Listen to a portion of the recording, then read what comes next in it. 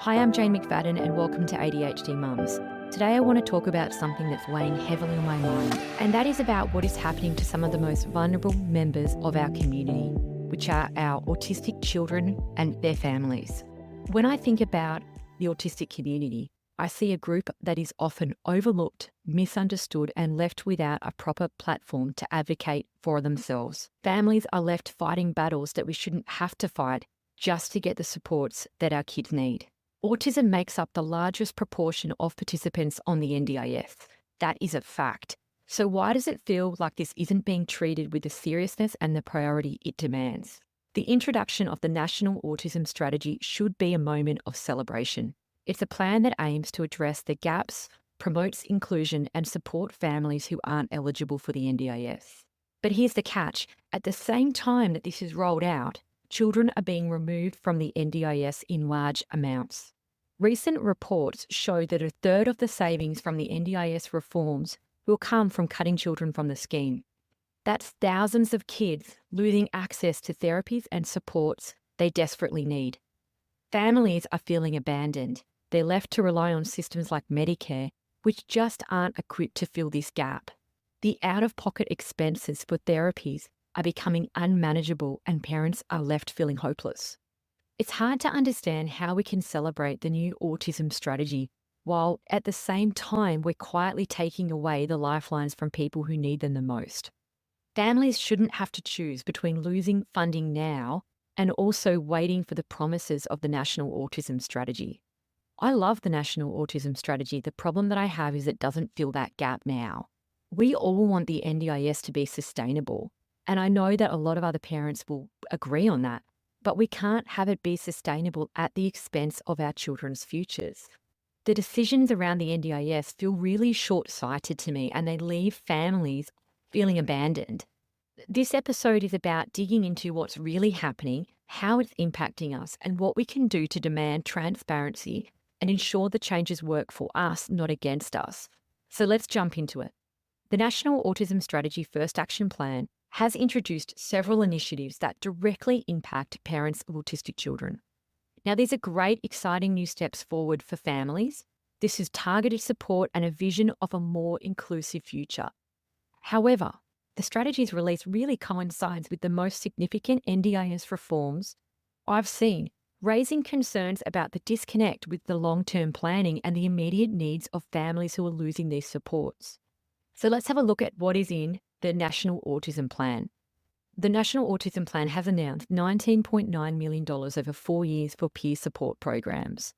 Community awareness and education is the second phase, and that is going to be $915,000 over 2 years. There's also going to be diagnostic resources, which will develop resources to assist autistic individuals and their family pre- and post-diagnosis information. That's $445,000. There's going to be employment pathways, $915,000 over 2 years. There's going to be $12.2 million over 5 years in research and policy development. There's $3.7 million over 2 years into the evaluation of existing programs. There's also going to be $2.8 million over 4 years for a comprehensive study into the prevalence of autism and for future policy development. Now, I love a lot of the strategy. I love particularly around creating a more inclusive community, a more inclusive world. The problem I have with it is that it's not immediate relief for families today. That seems like a great long-term plan, but I'm not sure what we will do in the gap now. What will families do today, and how will that strategy help them now? That's the part that confuses me. And it feels like this is the elephant in the room that nobody's talking about. When I first saw the National Autism Strategy released and a lot of people online celebrating it, I just kept thinking, but why is nobody talking about the NDIS at the same time? Maybe there's something I don't understand. I must be wrong because I can't see it as a celebration because it doesn't actually solve the big gaping hole that families have now. So whilst the National Autism Strategy is a positive step, you can't ignore the simultaneously changes within the NDIS. The government is saying that the changes are all about making the NDIS sustainable. They're talking about cracking down on fraud and rorting the system, but the truth is that the savings from fraud are really quite small compared to the cuts being made by removing kids from the scheme. It's been reported that the government estimates that fraud crackdowns will save $200 million over 4 years. Now, that sounds like a lot. However, removing children from the scheme is $125 million in saving every 3 months. That's $500 million a year. So whilst they're talking about fraud, the real savings are coming from the families who are losing access to the NDIS. It's being reported that the government is sending out 1,200 eligibility reassessment letters a week. These letters demand evidence, more reports, more documentation about your child's disability. If you can't provide the information in 28 days, and if what you do submit doesn't meet their mysterious criteria, your child can be kicked off the scheme just like that. I've seen a couple of these letters. These have been emailed to me, and it basically acknowledges that your child needs intensive ongoing, let's say, for example, psychology, but then says the funding will be revoked because of eligibility. But it doesn't actually say what part you have not met in the eligibility or give you a way to move forward in terms of, look, we haven't seen enough information on daily living. Please, could you provide some more on that? So you basically have to go in blind and try and figure out what would make them eligible because you're actually not told. So we know that last year alone, over 6,000 children under the age of 9 were removed. That's 3.35% of all children on the NDIS. And if we look at the reason that the NDIS is saying that they're removing these children, they actually are saying that it is because they have been successful. That child has achieved their goals. They don't need funding because NDIS have sorted them out. They've had a look at them and they're going so well. Now, as somebody who has a lot of experience with the NDIS, it's actually really confusing because, yes, there are goals in each plan, but I have not seen anywhere where this is really tracked or monitored. A lot of people have got goals that are quite general around improved independence or community access. The parents I've spoken to have said, how would the NDIS even know if they are achieving their goals?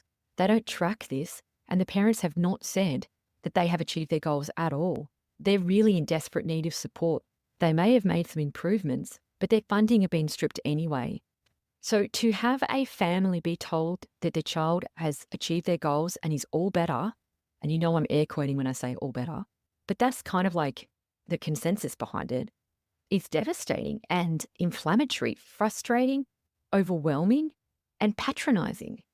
The system is full of errors, and the families who fight these decisions often have them overturned and prove that mistakes are being made. But not everyone can fight. Not everyone has time, resources to take on the NDIS. And if you don't, then you are just left with nothing. And we really need to take a moment to acknowledge the emotional impact. For parents, the stress of navigating the NDIS is overwhelming. Now, you may have done a couple of years worth of reports and assessments and waiting to get to this point, and now you may not be approved. That is devastating. You may have been hanging on and you haven't got there. Or you are on the NDIS and now you have the constant worry as to whether your funding will be cut. The strain of having to pay for therapy, the guilt of not giving your child what they need, or the fact that you had it but now it's been taken away. What about the schools? What about all of the resources and the early intervention that we were doing in primary schools? The fact that we were doing so much work behind the scenes with kids to set them up for success in primary school. What about the poor teachers who have now got children who aren't even being supported? They aren't getting the therapy, they aren't getting the help. What is the teacher supposed to do? They can't do that as well. The teachers in the school system is under complete stress. Can your child even go to school 5 days a week? What about all the kids who aren't able to go to school and they're relying on NDIS for those supports? Because without the therapy and the support, their development can really stagnate and even regress. In the years that matter the most, I believe that we are failing them. I don't think we need money and time into the employment pathways at this point. How about we keep the employment pathways where they are and help children get to the current employment pathways? So where do we go to from here? The National Autism Strategy sounds really promising, but I don't think it addresses the immediate needs of families. It doesn't replace the NDIS. It doesn't solve the issues that are leaving families in the lurch.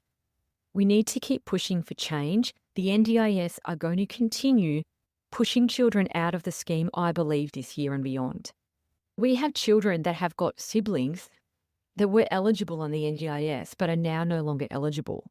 And we know that early intervention in the space between 0 and 9 is the best place to put, I think, government resources into those children. because that is when the brain is developing and they can get some of those really important life skills, particularly around communication, speech. There is never a more important time, I think, to put in resources to give kids the best opportunities they can have. We're talking about people being able to communicate for themselves. I can't see anything as more important than helping a child learn to communicate if they are struggling with that between the ages of 0 and 9.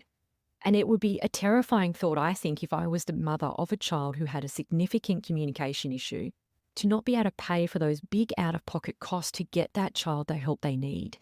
Now, these families are now being redirected back to the overstretched public systems into Medicare, which are ill-equipped to fill the gap. And they also have massive out-of-pocket costs for therapies. This is becoming unmanageable, and families are then left without essential support or being left with big questions like, should I spend the little amount of money I have on speech or psychology? What is more important if they can afford either? These families often have multiple children. So think about the price per session, per child as well, the time off work. And we know that often in families of autistic children, there is often one parent who has to work part-time to manage the therapies and all of the different supports and to really be there for the children who may not be able to go to school full-time. So let's have a look at the NDIS factually. We know that the government has been tightening the NDIS eligibility criteria, and that started on the 3rd of October. One of the biggest groups affected is autistic children, particularly those who are classified as level 2. And I have a bit of an issue with labelling and classifying people with 1, 2, and 3, but I'm not going to get into that at the moment. But what the NDIS is saying is that they want to go back to what they were doing, which is more complex needs. So it was a little bit like when we had level 1 autistic children that were getting onto the NDIS right back in the beginning. And then suddenly the NDIS said, well, you can apply if you're level 1, but then they started just not approving anyone who was level 1. And the word got out amongst the community that you really need to have a level 2 to bother applying for the NDIS. If you don't think you're going to be getting a level 2, it's probably not worth the $3,000 assessment. That was the word on the street from parents. But now it looks like level 2 is the new level 1. And actually what I think, this is my personal opinion, is I think the NDIS are looking more for a level 3 to be accepted towards the NDIS. That is kind of what they're saying with complex needs, I think. And again, please, I don't like labelling 1, 2, and 3. That's what the NDIS does. And that's what the assessment process does that they require, which is why I'm talking in those terms. So for them to move the level 2 needs out, this is what it looks like in real terms. And again, this isn't written on their website. This is what it looks like is happening and is being reported on around the country. Families are receiving letters to say that their children no longer qualify for funding or that their plans have been reduced. They're getting phone calls out of nowhere, and they're actually acting as a review without the parent even knowing that that's happened. Now, these decisions are happening at the same time as the rollout of the National Autism Strategy, which is supposed to be a big win. This is very confusing. We know on the 3rd of October there was a changing of the definition of the NDIS supports, and your child or yourself needs to have lifelong NDIS supports, which has really not been well defined. We've seen art therapy, music therapy all be reduced and small businesses go under. It's been awful. There's been a lot of bankruptcy within this area of very small businesses, often parents of autistic children who have set up a small part-time business around their child and having a rental agreement in a space and then being unable to pay and being given no notice by the NDIS. We also know there's been all the changes with the sensory items because apparently there is enough evidence that sensory items really help. I can't even get started on that, so I'm just going to leave it there. There have been changes to respite and changes to the way that the payments are made. And now from what I understand from plan managers, what they're being told is that if they are paying invoices, it is later deemed were not correct, that NDIS planner will have to pay back that money themselves. So what it means for the parents is that if you have an NDIS planner paying your bills, it is very, very difficult to get anything paid because the NDIS planner, rightly so, is terrified they'll be left with a massive bill if they are audited by the NDIS. There are many reports on psychology, particularly around plan reviews, when parents are being told that psychology sessions are a Medicare expense and that they're going to be removed from the plan. So capacity building is only in certain areas, which reduces your bucket of funding even further. Parents are also reporting that they are getting a letter from the NDIS saying that siblings no longer qualify. And there is apparently the removal of the behavioural and social criteria amongst early intervention. Now, if you're wondering where I'm getting this information from, I've been running a jot form since October about what is actually happening on the ground in the NDIS, as opposed to what the NDIS is saying is happening. Now, the announced changes do not match what parents are saying. They have announced changes, but they haven't said how they will impact, and they have left out certain information. The link to the jot form, if you'd like to add in your own experience, is going to be on the show notes. Now, I'm going to read a couple of the forms from the parents' experience. I have lots, I don't want to list them all, but I'm going to read out some of the important ones that I thought are really great in terms of this information here.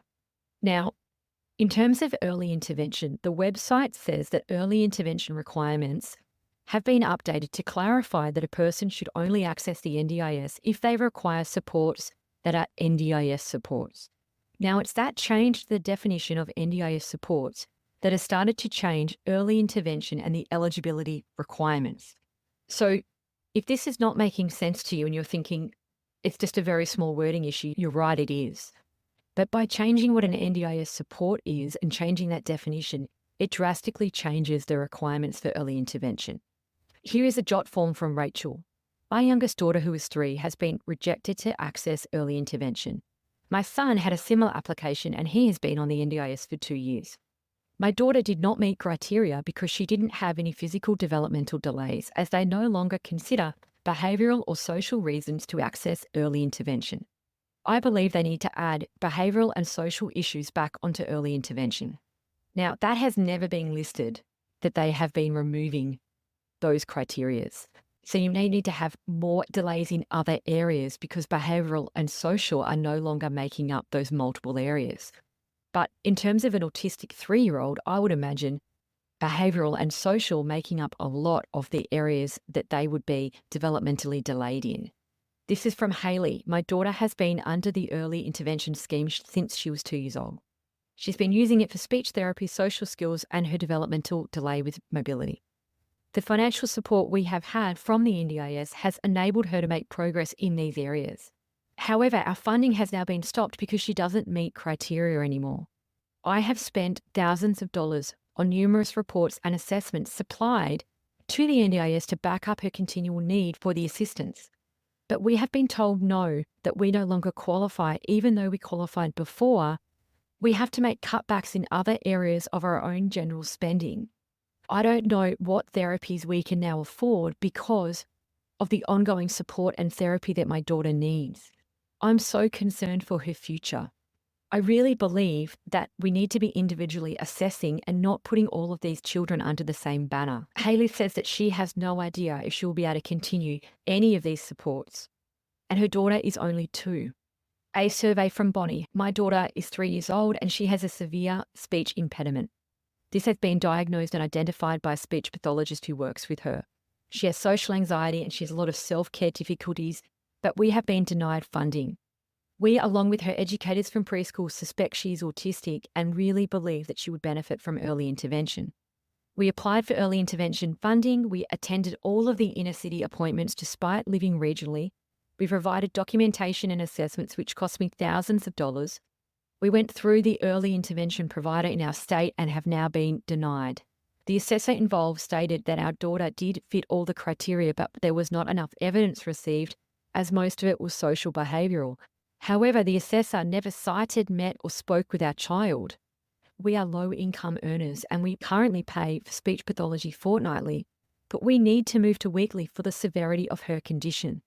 We cannot afford psychology support due to ongoing functional constipation, anxiety. All of the community health providers have been stumped and say that we need to see specialists.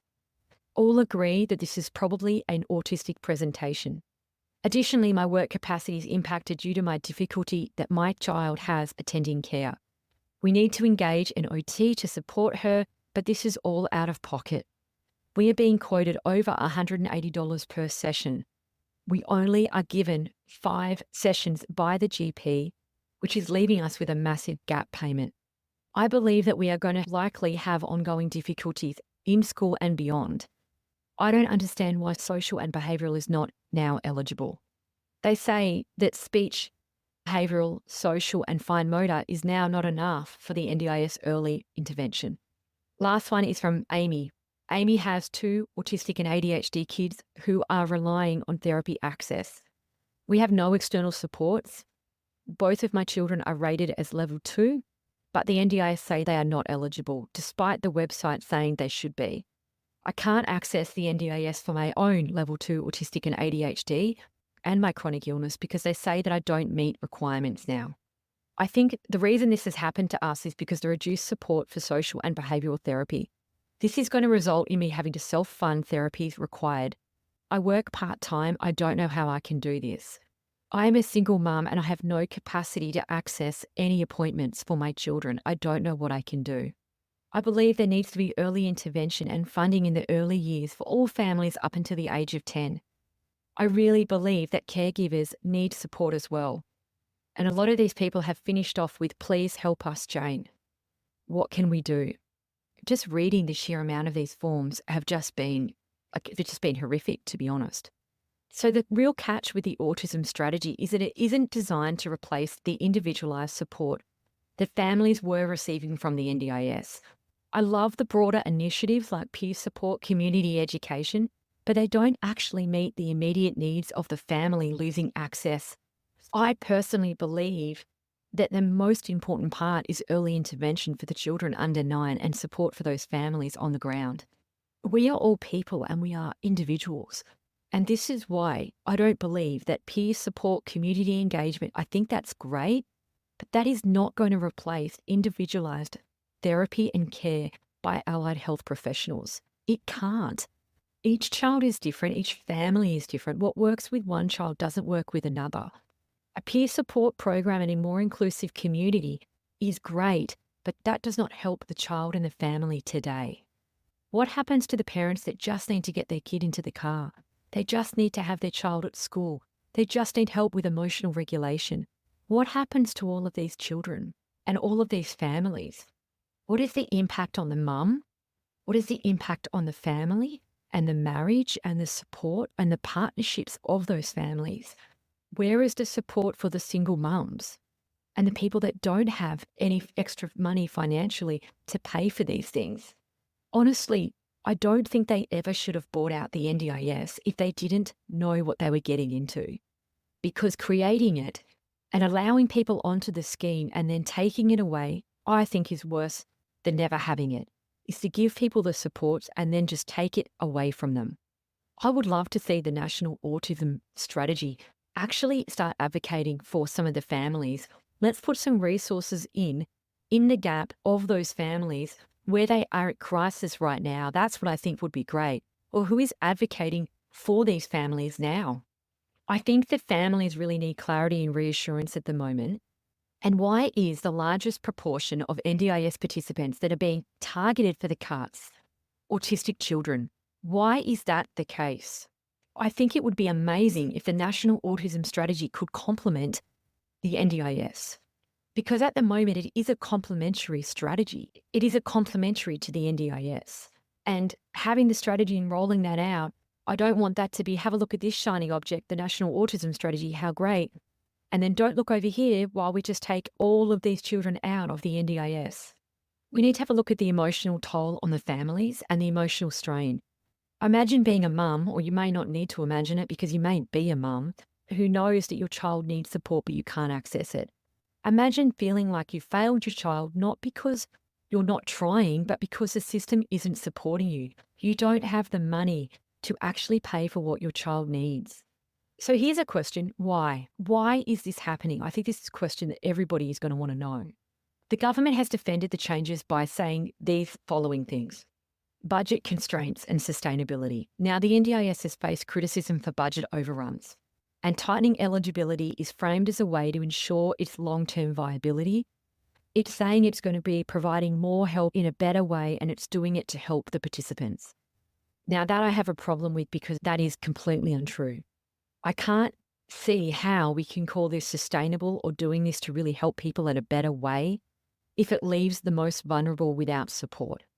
taking that many children off and starting with the kids under 9 does not seem like a scheme that is ensuring it's really going to be there for people that need it, which is what they are claiming. They're claiming that they are doing this to help in the most effective way. There's also a lot of talk around the providers and fraud, and the NDIS is cracking down to get the providers and all of this fraud. Yet that doesn't actually seem to be who they're targeting. So I do get very frustrated because I think that we need clarity. I think that we need more safety nets, and we need to prioritise the early intervention. The government is also arguing that broader initiatives like employment pathways and research are going to benefit the autistic community in the long term. However, the families need help now. I love research, but I don't see how research is going to help today. The long-term promises are not going to pay for the therapy session that your child needs this week. And that is where I think someone needs to fill this short-term gap. I don't think employment pathways are going to be the priority for the parents of the children who are under 9, under 12, who are growing up now. If you have children that don't receive the best care in terms of increasing the communication particularly, and we have children that could be improving a lot more whilst their brain is growing and in that beautiful neuroplasticity stage, that is where we need to put the resources in, not in employment pathways when the child hits 18. I believe we've got to do it way earlier when the brain is developing. The long-term pathways for employment is not my problem today. I'm actually concerned about what they are learning today and how their brain is developing. Now, this situation really feels like a cruel contradiction to me. We have one hand, we have the National Autism Strategy that promises to address these systemic gaps and inclusion. On the other hand, we have children being removed from the NDIS. But then we're being told we're building a better future for your child, but in the meantime, good luck just keeping your head above water. This isn't just frustrating, it's harmful. Early intervention is critical for children. Without the support, we risk having outcomes that aren't great down the line, not just for children, but for also families and their communities. So what can we do? How can we move forward? These are a few of the steps that I've written down, but it's a really tricky one. I understand that we need to ensure NDIS sustainability.